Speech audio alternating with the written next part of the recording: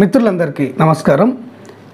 రెండు రాష్ట్రాల్లో ఇక్కడ తెలంగాణలో మరియు ఆంధ్రప్రదేశ్లో ఈ వికలాంగుల సర్టిఫికేట్ జారీ చేయడానికి రిలీజ్ చేసేటువంటి సదరం స్లాట్స్ను రెండు ప్రభుత్వాలు కూడా రిలీజ్ చేయడం అనేది జరిగింది.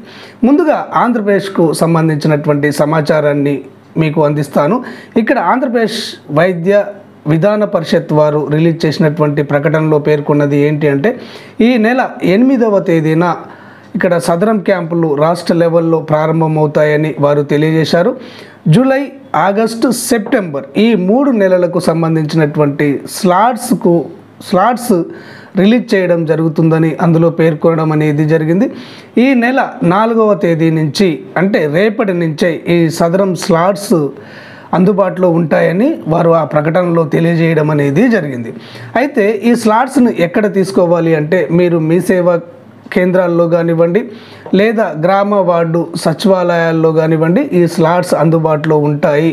కాబట్టి మీరు అక్కడికి వెళ్ళి వెంటనే ఈ స్లాట్స్ బుక్ చేసుకొని ఆ స్లాట్స్లో తెలిపిన విధంగా మీరు డిస్ట్రిక్ట్ మెడికల్ బోర్డుకు అటెండ్ అయినట్టయితే మీకు ఈ సదరం సర్టిఫికేట్ ఇవ్వడం అనేది జరుగుతుంది. ఈ సదరం సర్టిఫికేట్ వ్యాలిడ్ సర్టిఫికేట్ మీకు అందినట్టయితే 40% పైగా మీకు పర్సంటేజ్ వచ్చినట్లయితే ఇక్కడ వికలాంగులకు ఇచ్చేటువంటి 6,000 రూపాయల పెన్షన్ అనేది మీకు రావడం జరుగుతుంది.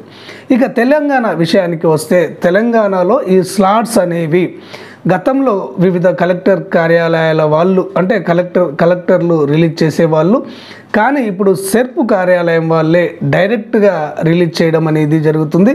ఇక్కడ టైం లిమిట్ అనేది లేదు. తెలంగాణలోని వికలాంగులకు నేను సూచించేది ఏంటంటే, మీరు ఎప్పుడైనా కానీ మీ సేవా కేంద్రానికి వెళ్ళి ఈ స్లాట్ను బుక్ చేసుకోవలసి ఉంటుంది.